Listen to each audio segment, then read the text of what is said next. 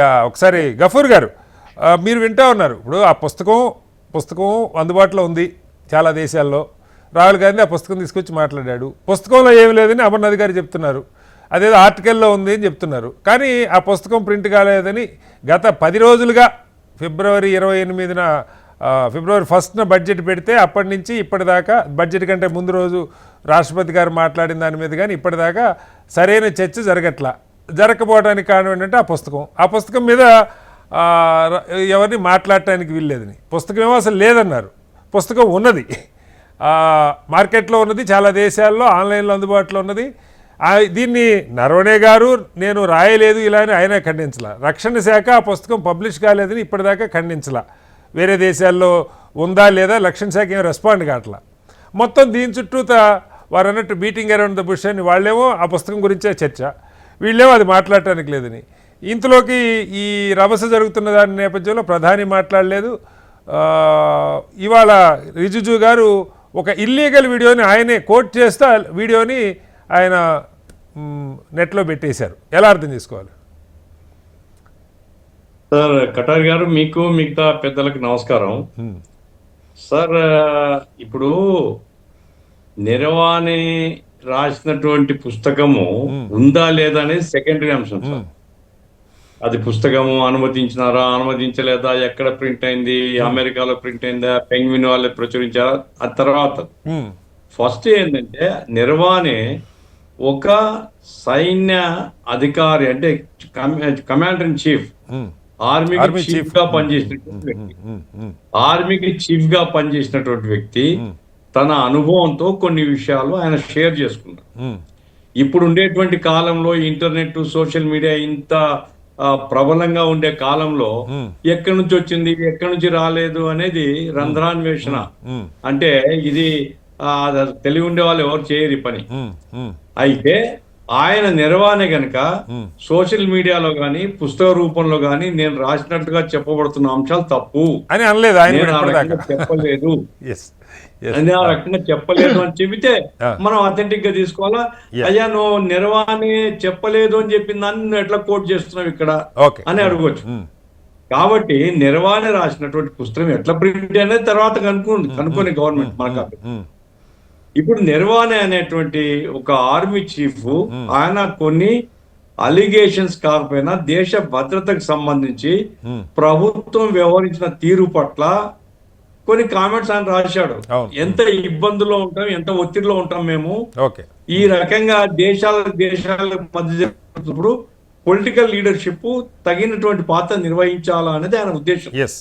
Political leadership మేము contact చేసినాము, వాళ్ళు చెప్పలేదు అనేది. వీళ్ళు డినే చేయొచ్చు, లేదు అదంతా అబద్ధం అని చెప్పొచ్చు, లేకపోతే ఆయన మమ్మల్ని కాంటాక్ట్ చేయలేదని చెప్పొచ్చు, లేకుంటే ఎవరో ఆ ఫోన్ లో ఎవరో తీసుకున్నారు అని డినే చేయొచ్చు. కానీ అసలు విషయాన్ని వదిలిపెట్టి మీటింగ్ అరౌండ్ బుష్ బీజేపీ చేస్తుంది. ఇప్పుడు నిర్వహణ పుస్తకం ఎక్కడి నుంచి వచ్చింది, ఏమిటి, ఇది అనవసరమైన ప్రసంగం. పోతే రాహుల్ గాంధీ గారు నిన్న ఆ పుస్తకాన్ని లేవదీస్తారు. సార్ మీరు అబ్జర్వ్ చేస్తే బడ్జెట్ మీద ఆయన మాట్లాడినాడు. బడ్జెట్ మీద మాట్లాడుతూ అమెరికా ఇండియా యొక్క ద్వైపాక్షిక ఒప్పందంలో చాలా పెద్ద బలహీనతలు ఉన్నాయి, దేశాన్ని అమ్మేసినారు, భారత ప్రధానమంత్రి పని చేయలేడు, మోడీ గారు చేస్తారని నేను అనుకోను. అయితే మోడీ గారి మీద ప్రభావం ఏదో పెద్ద ఎత్తున ఒత్తిడి ఉంది. దానికి కారణాలు ఏంటంటే అదాని కేసు, ఫైల్స్ అన్నాడు, మాట్లాడిచ్చినారు సార్. అదాని మాట్లాడితే ఏంటంటే బాధ వీళ్ళకు, అదాని దొంగవాడు, అదాని నేరస్తుడు. దొంగ కాదు, అక్కడైతే కేసు సమన్స్ అయితే జారీ అయి ఉన్నాయి అమెరికాలో, సమన్స్ జారీ అయినాయి కదా. మరి అట్లాంటి గురించి ఎందుకు కాపాడుతున్నారు నాకు అర్థం కాలే. అట్లాంటి కాపాడి ఏం మెసేజ్ ఇవ్వదలుచుకున్నారు మీరు? 2G స్పెక్ట్రమ్ మీద గొడవ చేస్తారు మీరు. పెద్ద పవిత్రత ఏదో నిమిషానికి ఇంత ఖర్చు అవుతుందంటున్నారే 2G మీద గానీ, కోల్ కుంభకోణం కదా నెలల తరబడి పార్లమెంట్ జరగకుండా చేసినారు కదా మీరు. అట్లాగే మొన్న అదాని మీద FBI కేసు మీద ఒక వారం 10 రోజులు అసలు పార్లమెంట్ జరగలేదండి. రోజు పోవడం, గొడవ, వాయిదా పడడం. అంటే ఇతరులకు చెప్పడానికి నీతులు, మాకు మాత్రం నీతులు వర్తించవా అని నేను అడుగుతున్నా. కాబట్టి ఈ రోజు నా పాయింట్ ఏమంటే సార్, నెరవానే పుస్తకము ఆయన డినే చేసి ఇది నా పుస్తకం కాదు అంటే తప్ప నిర్వాదేది అథెంటిక్ పుస్తకమే. ఓకే. ఆయన దాంట్లో పెట్టిన దానికి భారత ప్రభుత్వం సమాధానం చెప్పుకోవాలా, ఓకే. నేనే చేయని అభ్యంతరం లేదు.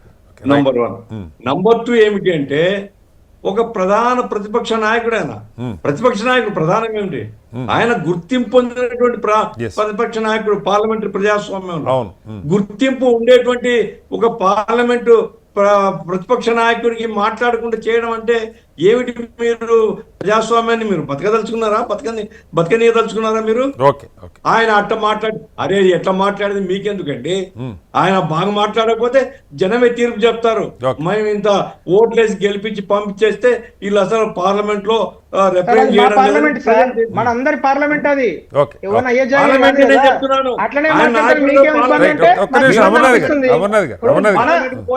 అందరికీ ఆయన లీడర్ ఆఫ్ అపోజిషన్ సార్, మీకు ఒక్కరికే కాదు కదా.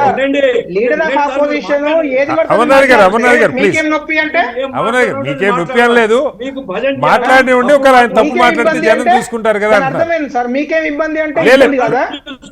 భారత పార్లమెంట్ భారతదేశం గురించి మాట్లాడేటప్పుడు లీడర్ ఆఫ్ అపోజిషన్ మీరు ఫారిన్ కంట్రీస్ లో వెళ్ళి ఇష్టం ఉన్నట్టు మాట్లాడినా, పార్లమెంట్ లో నిలబడి మాట్లాడినా